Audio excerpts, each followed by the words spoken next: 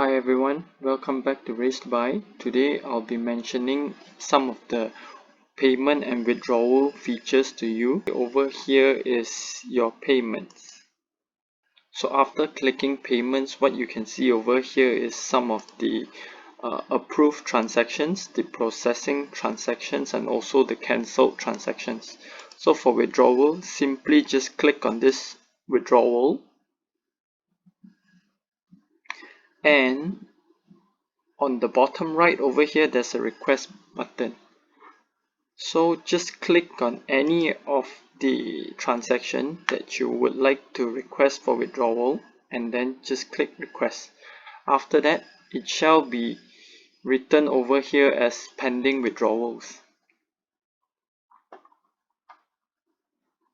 On the left hand side bar over here, click on ledger book and you will see this page over here. So you can see your total earnings, your total withdrawal, and also your total refund.